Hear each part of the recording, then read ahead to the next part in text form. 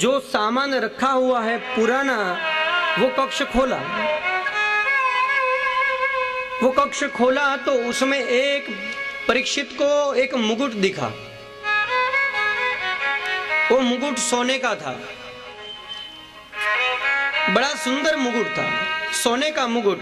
और परीक्षित ने हाथ में उठाया और उसको लगा बड़ा सुंदर है, चलो मैं पहन के देखूं। और अपनी परंपरा का जो मुकुट था उतारा। ध्यान दीजिए, ईश्वर ने हमें जो भी रोल दिया है, ब्राह्मण, क्षत्रिय, वैश्य, शूद्र, परंपरा के मुकुट को न उतारो।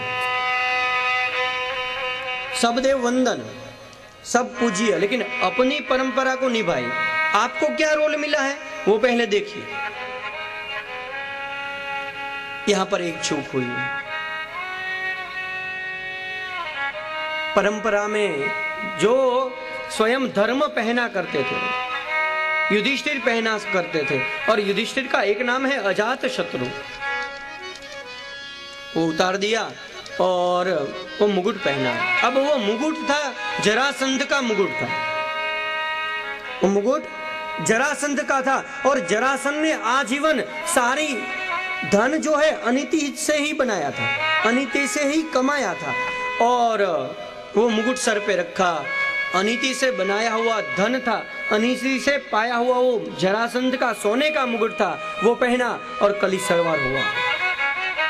जैसे ही मुकुट पहना, कक्ष के बाहर गए और मानस में एक विचार आया, चलो मैं मृगिया खेलने जाता हूं।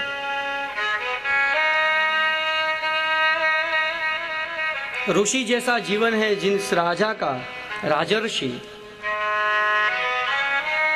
कली सवार हुआ तो मन में विचार आया, लाओ मैं मृगिया खेलने जाता हूं। और राजा मृगिया खेलने जाते हैं, बहुत से पशु को, निर्दोष पशु को मारते हैं। देखिए कली का प्रभाव। अभी अभी धर्म और धरती को, गाय और बलद को कोई पीट रहा था तो उसे राजा मारने को तैयार था। तो अबूझ पर हिंसा नहीं कर सकता, और कली के कारण विवेक चुक गए। बहुत से पशुओं को मारा। दोपहर का समय हुआ और भूख लगी और प्यास लगी। भूख और प्यास लगने से परीक्षित एक आश्रम में जाते हैं। वो आश्रम था शमीक ऋषि का आश्रम। एक परंपरा थी कि जब ऋषि के घर पे जाना हो, एक परंपरा होती, मंदिर में आवे तो तलवार लेने न आवे, मंदिर में आए तो हथियार लेके थोड़ी दर्शन के लिए जा सकते। ऐसे ही एक परंपरा रही, एक आश्रम में जाना हो जब, उसकी एक मर्यादा है। मुकुट बाहर छोड़ के जाना चाहिए। हाँ, बहुत बुजुर्ग जानते होंगे, बहुत बुजुर्ग, कि अपनी जो पगड़ियां होती है ना, वो निकाल के भगवान के चरणों में हम रखते हैं और कहीं नहीं रखते। तो मुकुट जो था वो निकाला नहीं। शमीक ऋषि के आश्रम में गए और शमीक ऋषि ध्यानस्थ थे, पता नहीं कौन आया कौन गया। और यहां पर एक लालसा जगी, परीक्षित को एक लालसा जगी। उनके मन में एक ख्याल आया कि ये तो ढोंग कर रहा है। ध्यान दीजिए, कोई माला कर रहा हो, कोई जप कर रहा हो, कोई तप कर रहा हो, कोई यज्ञ कर रहा हो, कोई मंदिर में बैठा हो और उसमें आपको ढोंग लगे, समझना आपके ऊपर कली है, मेरे ऊपर कली है। जिस समय ये लगे कि ढोंग कर रहा है, जो व्रत, उपवास, नियम, व्रत, माला, मंदिर में जो जाए, जो करे, उसमें हमारे ये संशय लगे कि ये तो डाय करे, उसमें हमारे ये संशय लगे करे। यहाँ परीक्षित को लगा ये ढोंग कर रहा है, ये ध्यानस्थ नहीं है, मेरे आने पर इन्होंने आंखें बंद कर दी है। राजा विष्णु का रूप होना चाहिए, उनका सम्मान होना चाहिए, उसके बदले आसन तक नहीं।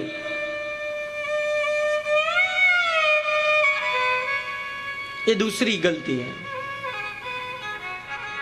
ऋषि से ऋषि को सम्मान देना चाहिए।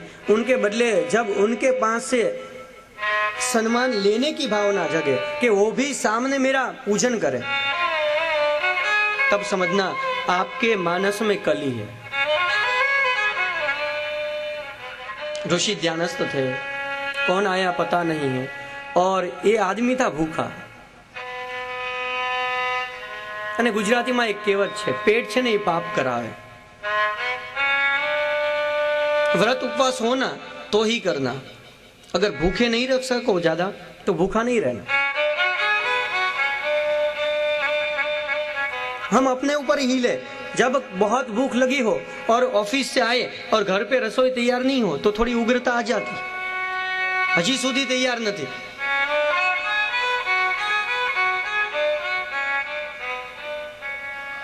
भूखा था, प्यासा था, परिणाम क्रोध आया और आश्रम में एक सर्प था, सर्प को मारा और वो सर्प को ऋषि के गले में फेंका। शमीक ऋषि ध्यानस्थ है, गले में हार फेंक दिया लेकिन कुछ पता नहीं, आंखें खुली नहीं। ये तीसरी गलती, ये सोचा कि यदि ये ऋषि ढोंग कर रहे होंगे तो सर्प जैसे ही डालूंगा खड़े हो जाएंगे, कांपने लगेंगे, भयभीत हो जाएंगे। लेकिन ऋषि ध्यानस्थ थे, कोई भय नहीं, वहां से उठे नहीं, आंखें खुली नहीं, राजा चले गए। ये बात कोई ऋषि कुमार ने जाकर शमीक ऋषि के पुत्र श्रृंगी को बताई। ये समय श्रृंगी जो है कौशिकी नदी में स्नान कर रहा है। उसे किसी ने समाचार दिया कि कोई राजा जैसा वेश धारण किया हुआ था और आपके पिताजी ध्यानस्थ थे और पता नहीं उनके गले में कोई राजा आया और सर्प डाल के चला गया। और श्रृंगी को क्रोध आया। भगवान कृष्ण जब से ये धरा पर चले गए स्वधाम को, बाद में कोई क्षत्रिय रहा नहीं जो धर्म को समझे, भले राजा हो या कोई भी हो। आज मैं उसे दिखाऊंगा कि उनकी सत्ता का बल ज्यादा होता है या साधना का बल ज्यादा होता है। कौशिकी नदी में से पानी लिया और श्राप दिया कि मेरे निर्दोष पिताजी के गले में जिन्होंने सर्प पहनाया है, 7वें दिन वो ही जीवित नाग तक्षक बन के उसको दंश लेगा, उसकी मृत्यु होगी। दौड़ते दौड़ते, विलाप करते, रोते रोते आश्रम में आया। आश्रम में आया और रोने की जब आवाज आई तब शमीक ऋषि जो थे उनकी आंखें खुली। अपने बालक को बुलाया, बिठाया। क्यों रो रहा है? श्रृंगी क्या हुआ? बोले बाबा जी देखिए तो कोई राजा जैसा आया था, आपके गले में तो देखिए, तब देखते हैं क्या है। सर्प पड़ा हुआ था। जैसे बड़े वक्ता हार जैसे निकाल के साइड में कर देते हैं, ऐसे ही साइड में कर दिया सर्प। बोले पिताजी आप निर्दोष थे, आपको कुछ पता नहीं, और ये जिसने भी कृत्य किया मैंने भी उसको पिताजी श्राप दे दिया कि 7वें दिन तक्षक से उसका मृत्यु होगा। और जब पता चला शमीक ऋषि को कि परीक्षित आए थे, अपने पुत्र श्रृंगी को डांटते हैं, हे भाई तू ब्राह्मण कुल में अवतरित हुआ है, वर्णानाम ब्राह्मणों गुरु हो, तू वर्ण का गुरु है। सामने वाला क्रोध कर दे तो तू भी कर देगा, सामने वाला मारेगा तो तू भी मार देगा। दया धर्म को मूल है, पाप मूल अभिमान। दया धर्म का मूल है, वो तुझे संसार को सिखाना है। तूने क्रोध कैसे कर दिया? और वो राजर्षि है, ऋषि जैसा वो राजा है, सदैव सम्मान किया करता है। पता नहीं एक घटना से इतनी बड़ी सजा। ये तूने बड़ा ही गलत कृत्य किया है। और शमीक ऋषि कहते हैं अपने शिष्यों को कि जाओ अभी राजा को सावधान करो। उस बाजू राजा जाते हैं अपने निवास स्थान पे और मुकुट को दूर करते हैं। जैसे ही मुकुट दूर हुआ, कली दूर हुआ, विवेक आया। हाय हाय हाय, ये मैंने क्या कर दिया। एक निरपराधी ऋषि के गले में मैंने सर्प डाला। मैं भीष्म और भरत वंश में अवतरित हुआ हूं। ये हाथ सदैव ऋषियों के लिए, ब्राह्मण के सम्मान के लिए उठे हैं। ये मैंने क्या कर दिया।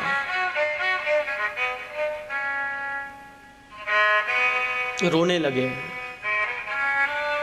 आकाश में हाथ फैलाए, हे ईश्वर, ये मैंने जो कृत्य किया है उसके बदले में मुझे सजा करो।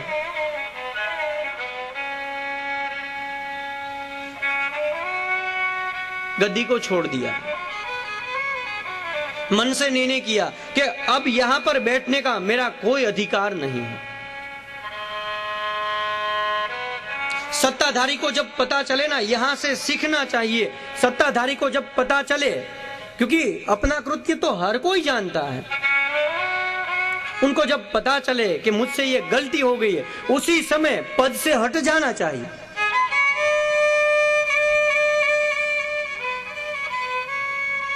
यहां पर निर्णय हो चुका है। और वहां से शमीक ऋषि ने भेजे हुए शिष्य आए हैं। कहा, हे राजन सावधान,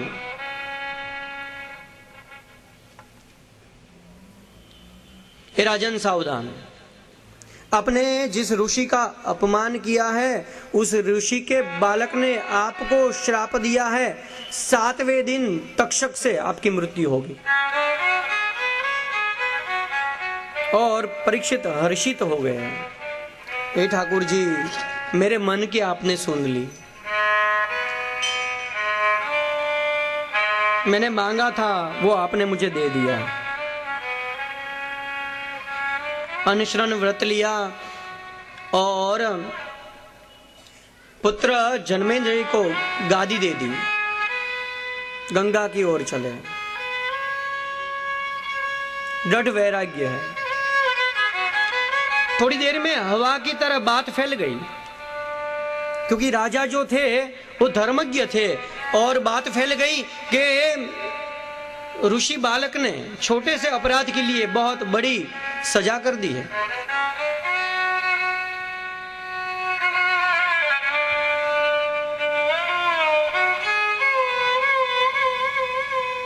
गंगा जी के तट पर शुक्रताल में परीक्षित जी बैठे हैं। उतरा भी मुख है, नेत्र में आंसू है। जब पता चला ऋषियों को, तब देवल, देवरात, गौतम, भृगु, च्यवन, पिताजी व्यास, पराशर, भारद्वाज, वशिष्ठ, गौतम, मेघातिथि आदि हजारों शिष्य के साथ गंगा जी की ओर मोड़ने लगे। महात्माओं की भीड़ लगने लगी। परीक्षित बैठे हैं, सब आए। परीक्षित सभा में खड़े होते हैं, हाथ जोड़ के कहते हैं, आपका स्वागत है। आप सदैव जब जब आते थे मैंने आपका बड़ा सत्कार किया। आंखों में आंसू थे, पर आज आप आए तो है, लेकिन सम्मान करने के लिए कुछ नहीं, केवल वंदन है। अपराधी हूं, मुझे श्राप लगा है, 7वें दिन मेरी मृत्यु है। आप सब आए हैं तो एक कृपा करें, मुझे कोई 7 दिन में भगवान की प्राप्ति के लिए कोई मार्ग है तो वो मुझे बताइए। सब ऋषि बैठे हैं। और सब ऋषि सोच रहे हैं कि हजारों साल से हम भगवान के पूजन अर्चन में लगे हैं, लेकिन हमारे मोक्ष की, भगवान को प्राप्त करने की हमारी क्या गति है वो भी हमें अभी तय नहीं, और 7 दिन में केवल इनको मोक्ष दे दे, इनको भगवत प्राप्ति हो जाए। सब मौन रहे और उसी समय एक घटना घटती है। पवन धीरे धीरे धीरे ज्यादा होने लगा, गंगा जी का प्रवाह धीरे धीरे बढ़ने लगा, जैसा लगा कि गंगा जी किसी का स्वागत करने जा रही है। एक दृश्य दिखा, सामने से एक अवधूत पुरुष आ रहे हैं। स्त्रियां जो है उसके रूप में, उसके तेज में आकर्षित होकर उनकी वंदना कर रही है। अवधूत वेश है, केवल लंगोटी पहनी है, और छोटे छोटे बच्चे कोई पागल आ रहा है ये सोचकर उसके ऊपर मिट्टी उड़ा रहे हैं। लेकिन अवस्था कुछ ऐसी है, जो स्तुति कर रहे हैं वहां पर ध्यान नहीं, और जो पत्थर मिट्टी उड़ा रहे हैं उस पर भी ध्यान नहीं। परमानंद में तत्र भवद भगवान व्यासपुत्रो, तत्र भवद भगवान व्यासपुत्रो यद्रक्षया गामटमानपेक्षो अलक्षलिंगो निजलाभतुष्टो व्रतश्च बालैरवधूतवेषम् दिगंबरं वक्रविकीर्णकेशं प्रलम्बबाहुं स्वमरोतमाभं श्यामं सदापीच्छवयोऽङ्गलक्ष्म्या स्त्रीणां मनोज्ञं रुचिरस्मितेन। तत्र भवद भगवान व्यासपुत्रो, वो थे सुखदेव जी व्यास के पुत्र। दिगंबरम, दिशा रूपी जिन्होंने वस्त्र पहने हैं। विकीर्ण केशम, लंबे लंबे बाल बिखरे। प्रलंब बाहु, श्याम चेहरा, 16 वर्ष उम्र है, और सभी ऋषि का वहां पर ध्यान है। स्त्रियां वंदना कर रही है, और कुछ बालक जो है पागल कोई चला रहा है ये सोचकर मिट्टी उड़ा रहे हैं। सुखदेव जी का आगमन। जितने भी ऋषि बैठे थे उसमें व्यास जी भी थे, और उनके दादाजी पाराशर भी थे। सब अपनी जगह पर से उठ गए, अपने आप, चेष्टा न करनी पड़ी, अपने आप उठ गए। मस्तक झुकाने न पड़े, झुक गए। बोलिए सुखदेव जी महाराज की जय, सुखदेव जी महाराज की जय, सुखदेव जी महाराज की जय। ये सुखदेव जी की और अवस्था जाननी होगी। ये क्या अवस्था है? इंद्र आए थे स्वर्ग से, हाथ में अमृत का कुंभ था। ये गंगा जी के किनारे पर सुखदेव जी परीक्षित को कथा का पान ठीक कराने वाले थे। उस समय आए इंद्र स्वर्ग से अमृत लेकर, लेकिन इंद्र को भी भगा दिया। अभक्तांश्च विज्ञाय न ददोसि कथामृतम, अनधिकारी हो, चले जाओ।